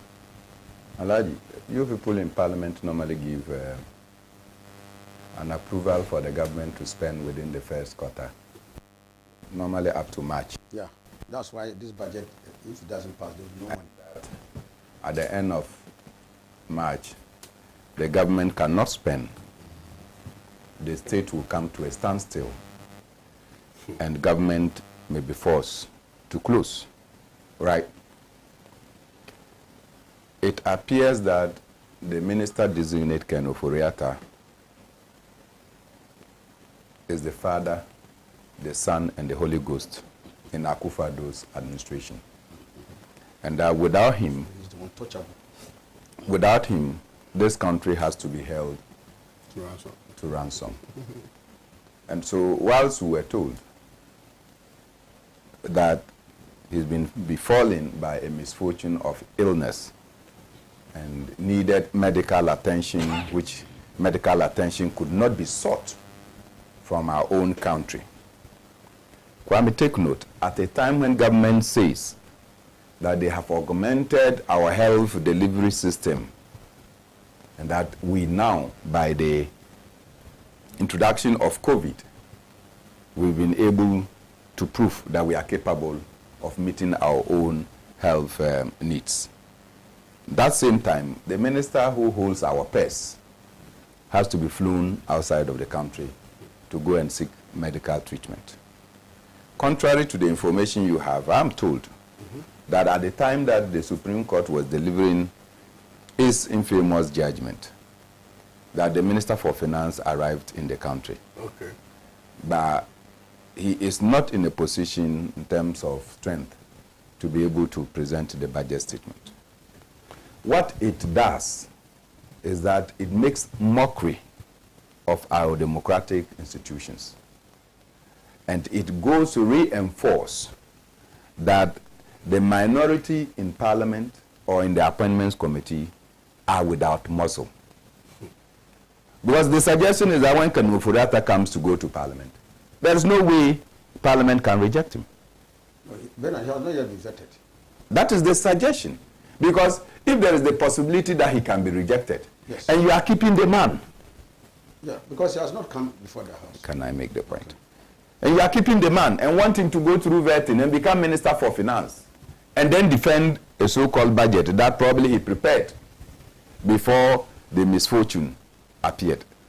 Then it means that... Going through the back door. Yeah, it means that there's... I mean, it's just going to be one of the usual things. As I said, look, let's not waste money on the Appointments Committee. Let's disband it. Let's clear it. Because so far, it has shown its impotency. No promise. That it will not be able to deliver anything. At all, at all. Respectfully, I share your frustration about some aspects of approvals at the Appointments Committee and other committees of Parliament, but I never... To suggest that we should... It should be scrapped. It's a spent force. If for nothing, at least this is the Appointment Committee that has been more subjected the appointees to scrutiny than any other committee. And indeed, listed those three people that we are talking about. It was the committee itself that suggested that they should be rejected. Okay. Is that not it? Okay. And then it was done at the plenary. Okay. So in fairness, it's not even the committee. Okay. It was even the plenary, Bernard. And I can share your frustration. All of us shared the frustration when this matter came up. But okay. I can understand. But to just say that the committee is useless and should be scrapped, respectfully, I disagree. Okay. Since the word useless is what you don't want, the committee is without merit, zero merit. It should be taken away. I've not used useless again. It's of no significance at all. In fact, they are just chopping our money for nothing, because when you go for any meeting, committee meeting, they are paid, including taking tea and lunch. Go ahead. Why do you want to disrupt me when you know that you are not capable of disrupting me? You understand? So obviously, that is why you have to keep somebody, that the person should come and go through the Appointments Committee. Already, what does the Constitution say? I wanted the Constitution to clarify. Because the President, the Constitution says that the minister responsible for finance shall read the budget statement on behalf of the President. So this is the command word? You understand? So which one are you quoting? I'm trying to reflect. So I was trying to check where the Minister for Finance or the Minister designated for Finance. No, I think that I'm not sure the Constitution says... The Constitution is not specific. But the Finance Minister per se. Because it didn't define... The constitutional stipulation, a minister can do that on behalf of the President. No. Yes, There's a portion in the constitution. That's why when I came, I was just asking for the constitution to reaffirm my knowledge. When we are talking about maybe standing order 140. No, it's not of standing Parliament. order. No. Now I want to reaffirm. You know, when I came, I was asking of the constitution to confirm. Let me check. But let me make the point. Once I make the point, I don't think that one. When you all of you were talking, no, it's time. I don't have time. Assist Bernard. Let him make his point with the grace of respect to you. My time, I beg. So I am saying that the minister comes, but this statement is supposed to be presented on behalf of the president. Not so. Is the president too not around? Is the president not around? Because the budget statement is presented on behalf of the president of Ghana. The president of the republic, a few days ago, presented the so-called shambolic State of the Nation address. Or the president is not capable of mentioning GDP and the things that they are coming to tout. Whatever it is, this budget statement will not bring about anything. And I'm saying this because yesterday I was telling somebody who is of the past that growing up in the village of Sankana, Alaji, anytime there was going to be a budget statement to be read by the Minister for Finance, market women will pause. As soon as the date is announced that there is going to be a budget statement, market women, farmers, everybody, particularly fuel operators, will have to stop, and sometimes they even don't sell because the budget statement had a direct impact on the daily activities of our market women. Today, we finished reading budget statement, and people don't even understand the flowering language that we have used. So the budget is no more going to the heart of the people and touching the issues. Come in what? Did I invite you? Did I invite you? You had your opportunity. You decided to engage. You decided to use your opportunity in an event. I know. So why are you wanting to eat into my salad? Must you determine how I sound? Let's allow Bernard. Look at this man. Must you determine how I sound? Yeah, let's allow Bernard sound. Under whose authority will you determine how I sound? My friend, don't venture. Us get a legal term from Kwame. Yeah. They say lawyers will ask you who waranto. So I am saying that of late, budget readings have no significance to the people because we don't understand. We have taken the thing to a flowering level. People don't understand. We don't get to know what is going to impact on the common market woman, what is going to impact on the carpenter, what is going to impact on the my friend the Chichinga seller. So I am advocating that let our budget statements have direct bearing on the people that the budget is supposed to be read for. The unemployed, what is it going to say? So that we can begin to look at the budget as a panacea to the challenges that confront our nation. Thank you very much. I've seen the standing order as well. It doesn't capture. Check 140. What is on 140? Check 140. Let me see. This one is on my phone. It's not even allowing me to do that. Check 140. On that basis, but the Constitution, I think the Constitution, yeah, just says the representative of the president. Of the president. And that one, the president. To be honest, I remember coming across. I don't see any. I even highlighted it. Finance minister. I remember. Anybody that make a statement, I will get a counter. Yeah. Thank you very much, Honorable Husseini. Thank you very much. Pardon? 140. Standing order 140. Thank you very much, Protocol. Thank you very much. I'll see you guys on Monday. Tomorrow is Alaji. In fact, tonight, Chachujikata will be in the box. And that interview, that interview will be awesome. It's hosted by KSM, Chachu in the Box. It's that Chachu in the Box. Make sure you make a date with KSM and Chachujikata on Pan African Television at 9 p.m. It's going to be amazing. My name is Kwame Owusu. So tonight on the couch, Alma has a big surprise on the couch tonight at 7:30. You don't know. Keep watching Pan African Television. Have a nice day. Bye-bye.